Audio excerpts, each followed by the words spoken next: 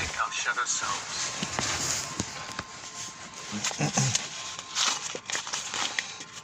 The concept of the shadow began with Carl Jung, who saw this work as important for anyone on the path of individuation. Individuation could be another word for waking up in this sleepy world.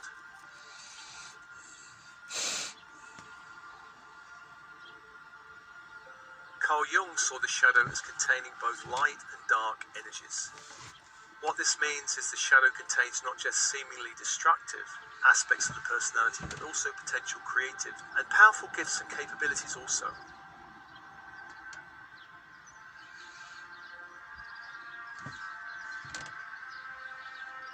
This Ascension News offering came about because of a comment on a recent transmission called Angelic and Star Races Support. The comment was about whether this track was, quote, harmful to the shadow self, because I do not want her harmed in any way or the connection to my natural darkness, end of quote. So it seemed this was a natural nudge from the universe to speak about the important topic of shadow selves.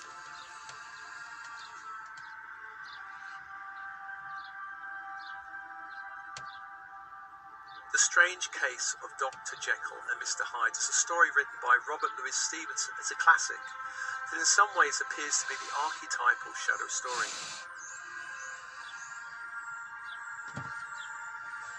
In the story, Dr. Jekyll represents respectable parts of the personality, and Mr. Hyde is the dark shadow. In the story, Mr. Hyde begins to take over the personality, and as a result wreaks havoc on his life. This story highlights the fear we have about the dark portions of our shadow. That if we do not keep it suppressed, it will somehow take over our life and destroy or ruin us.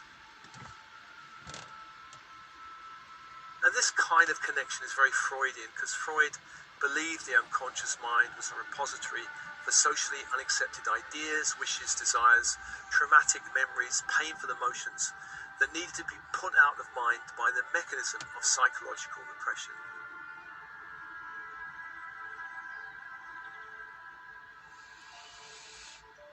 For me, there's a better story that highlights what the shadow is really about. And this story comes from that wonderful book, Embracing Ourselves, by Hal and Sidra Stone. I've summarized the story somewhat. Once upon a time, there was a tigress who was about to give birth. One day she was out hunting when she came upon a herd of goats. She gave chase, and even in her condition managed to kill one of them. But the stress of the chase forced her into labor, and she died as she gave birth to a male cub. The goats who ran away returned when they sensed the danger was over. They approached the dead tigress. They discovered the newborn cub and adopted him into their herd. The tiger cub grew up amongst the goats, believing he too was a goat. All went well until one day an older tiger approached the goat herd, attacked and killed one of the goats. The rest of the goats ran away as soon as they saw the old tiger, but our little tiger, who believed he was a goat, saw no reason to run away. Of course he sensed no danger. Although the old tiger was a veteran of many hunts, he had never in his life been as shocked as he was when he was confronted by this young tiger. He did not know what to make of the tiger, who smelled like a goat, bleated like a goat, and in every other way acted like a goat. The old tiger grabbed the young one by the scruff of the neck, dragged him to a nearby creek, and showed him his reflection in the water. But the younger tiger was unimpressed with his own reflection. It meant nothing to him, and he failed to see his similarity to the old tiger. Frustrated by this lack of comprehension, the older tiger dragged the younger one back to the place where he'd made his kill. He forced the young tiger to take a bite from the dead goat. When the young tiger had finished chewing, he stretched, and then for the first time in his young life, he let out a powerful roar, the roar of a jungle cat. Then the two tigers disappeared together into the forest.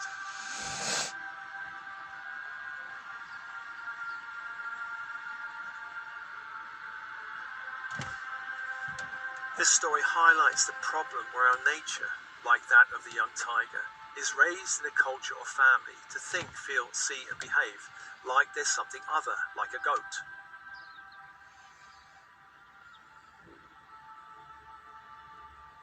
When our authentic self is hidden beneath layers of conditioning, we will never be fully ourselves until something or someone comes along to wake us up.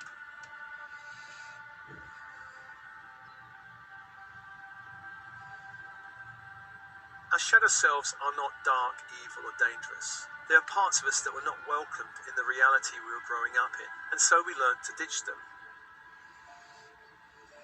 These parts fled deep into our unconscious minds, where they continued to remain until something shifted that allowed them to reintegrate with the personality.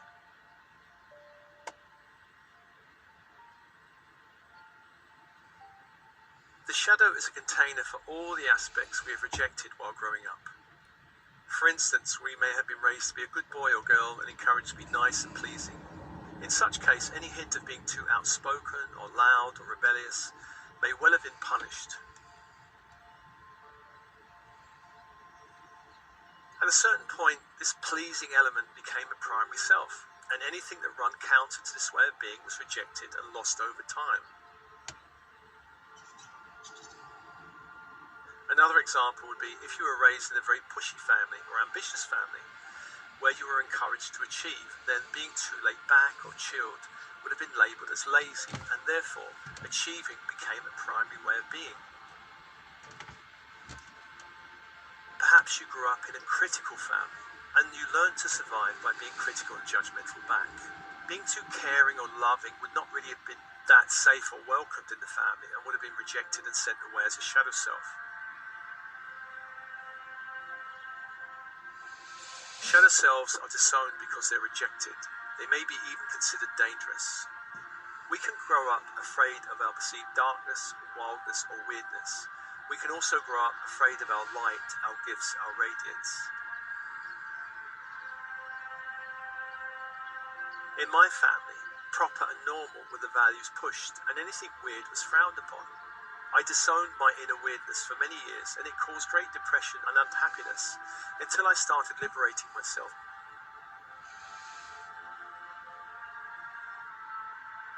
Religion has long created a deep and dark shadow in the psyche. It's common in the developed world to disown selves containing anything too sexual or anything containing strong emotions such as anger. Some contemporary spiritual systems encourage a banishing of ego parts, where perhaps even the entire ego is deemed bad and working against our light. Any spiritual system that demonizes the ego, our sexuality, or strong emotions will tend to create shadow.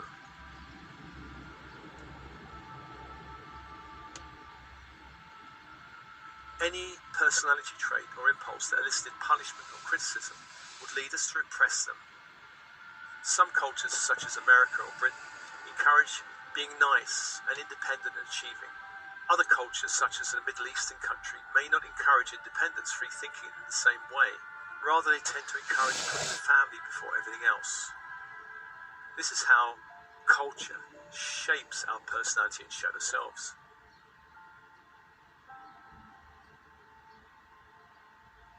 Education also creates primary and shadow selves. Any aspect that was encouraged and praised through school or university could tend to become a primary self. It could become who we think we actually are. In the Western world, primary selves would tend to include pleasing, achieving, perfectionism, critiquing, being overly responsible, overly logical and rational.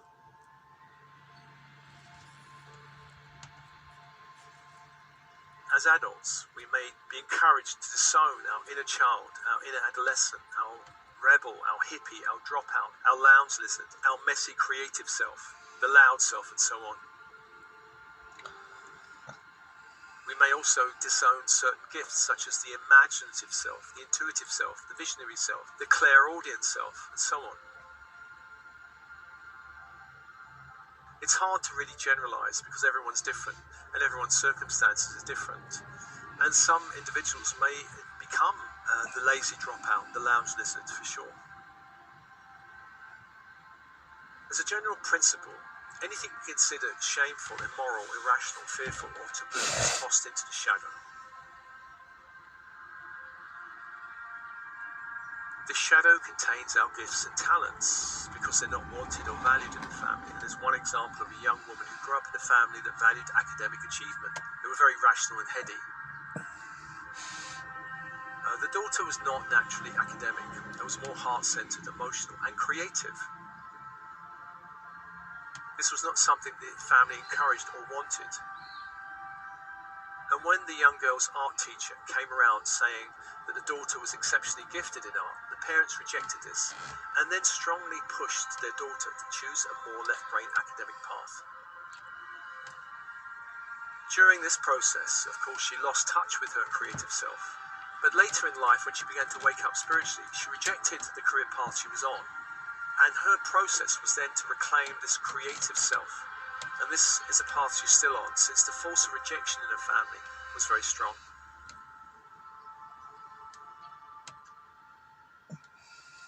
Shadow selves are banished until that time it feels safe for them to return. And this can happen during any personal exploration, therapy method.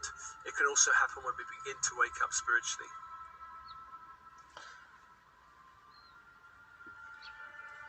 Shadow work is any process that welcomes shadow selves back into the fold of the personality.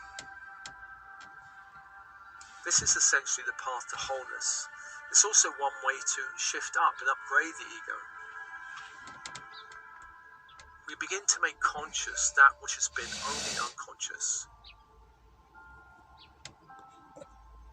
In this process, ego parts begin to cooperate rather than be at war with each other.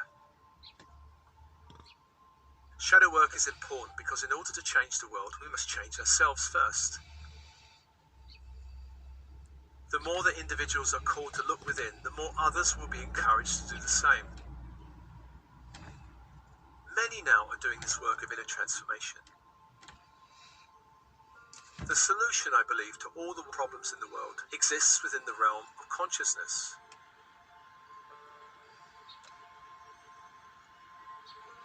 Many conflicts will end as individuals embrace their own shadows instead of attacking the perceived enemy or darkness in the world.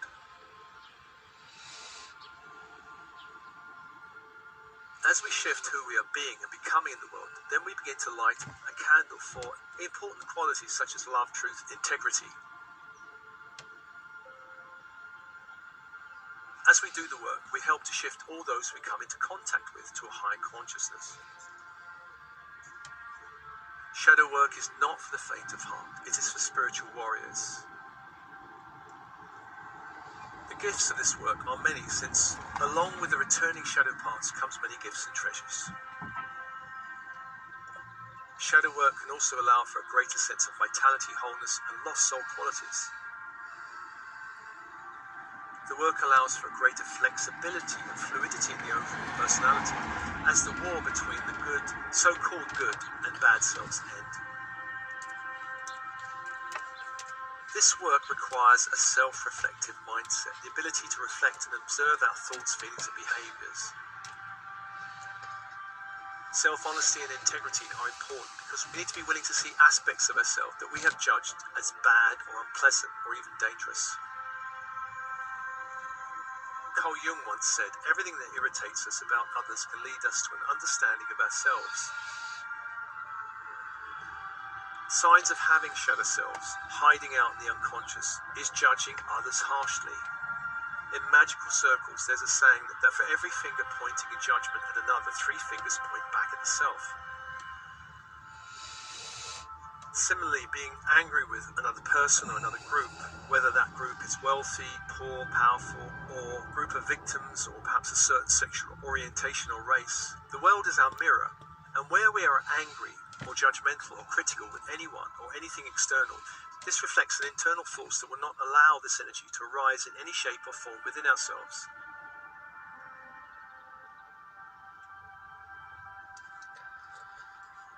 This same process is at work when we idolize another. We are projecting our disowned brilliance onto them.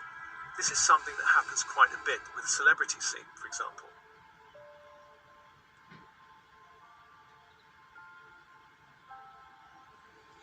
Projection is a huge clue to the types of energies being repressed within a person. Therefore, the easiest way to begin this work is to look into the mirror of your reality.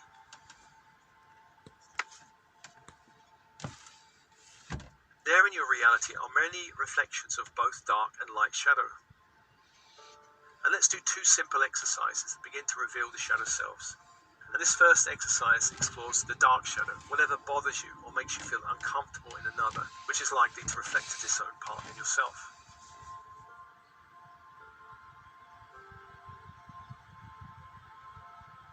So just get comfortable, breathe, and close your eyes for a moment.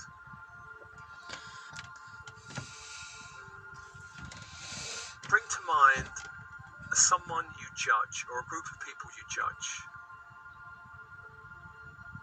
Perhaps being too aggressive or loud or dictatorial or messy or lazy.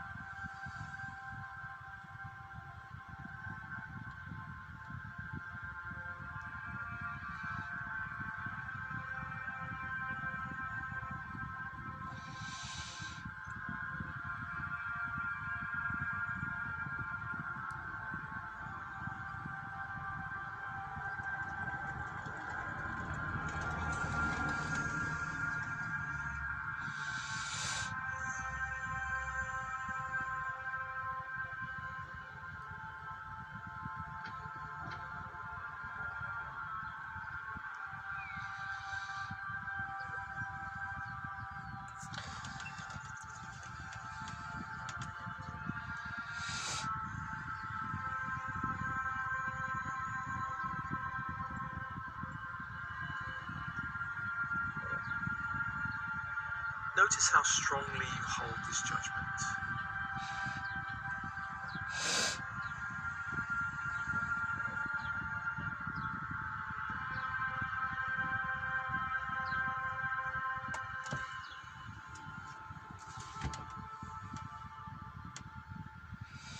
This judgment reflects a judgment on a part of yourself.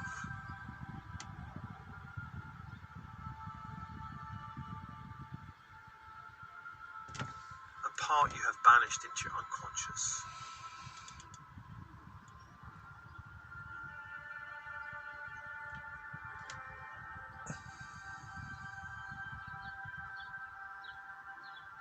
Just breathe with that for a moment.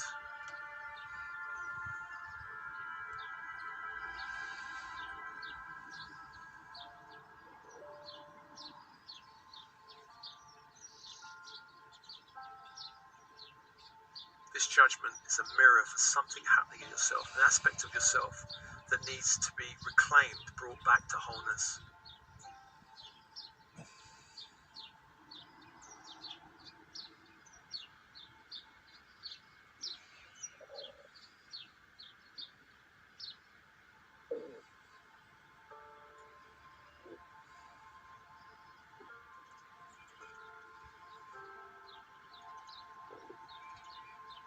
Imagine embracing that part.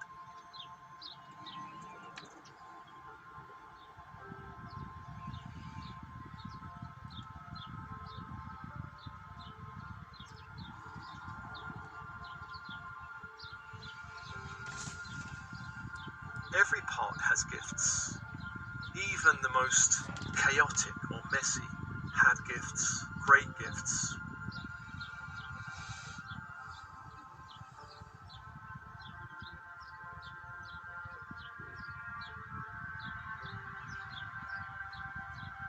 Just take a breath with that for a moment.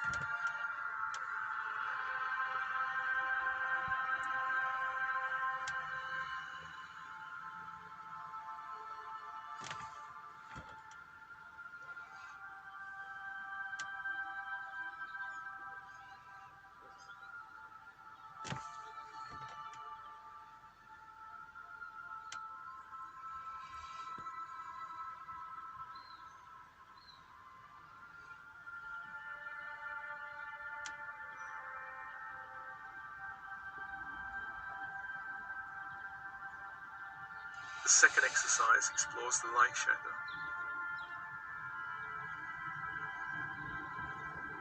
Bring to mind someone or perhaps a group you totally idolize.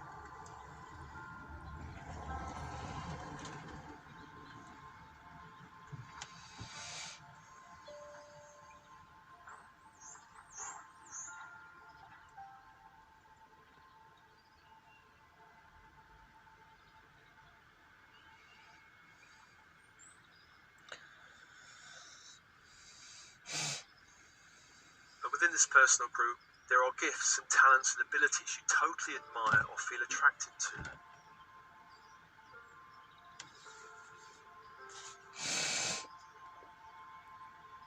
Looking beyond the form, what is the essence of these gifts?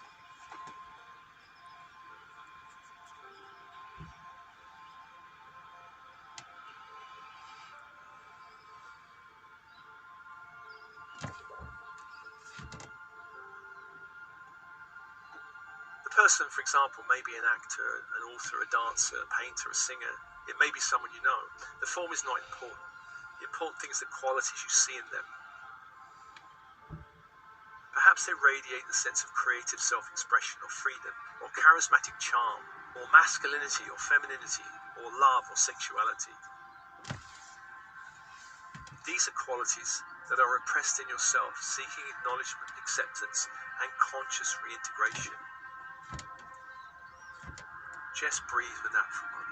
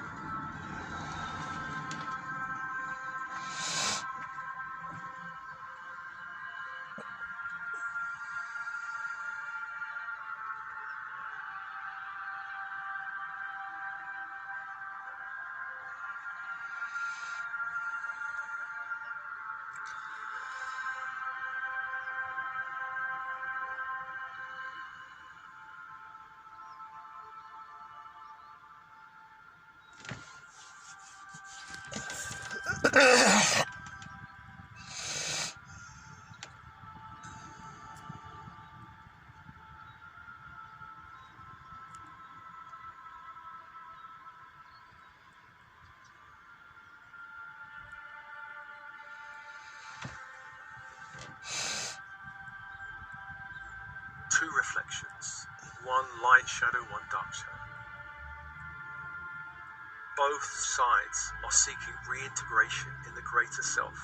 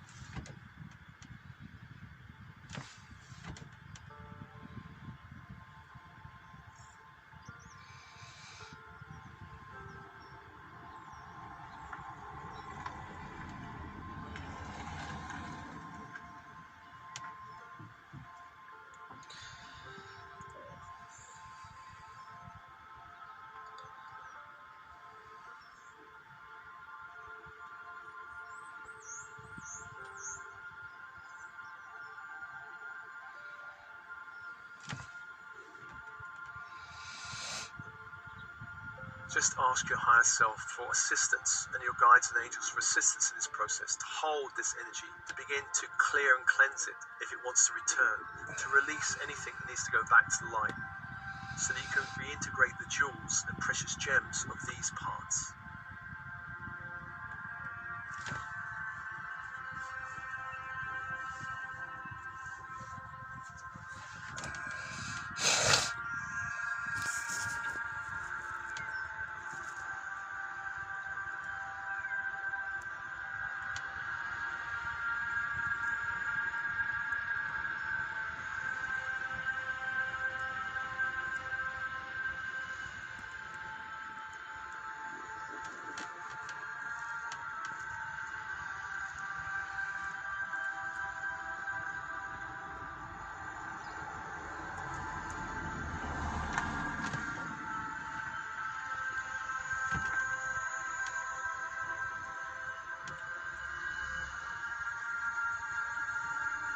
And this is an ongoing exploration. There are layers and layers to the shadow. Whatever we judge or overly admire tends to be a reflection of our dark and light shadow.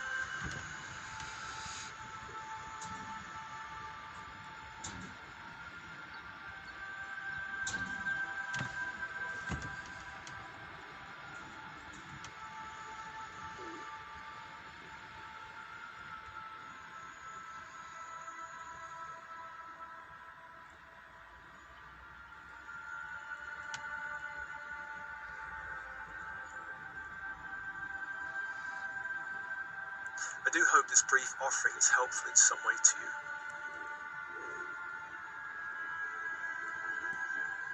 Much love.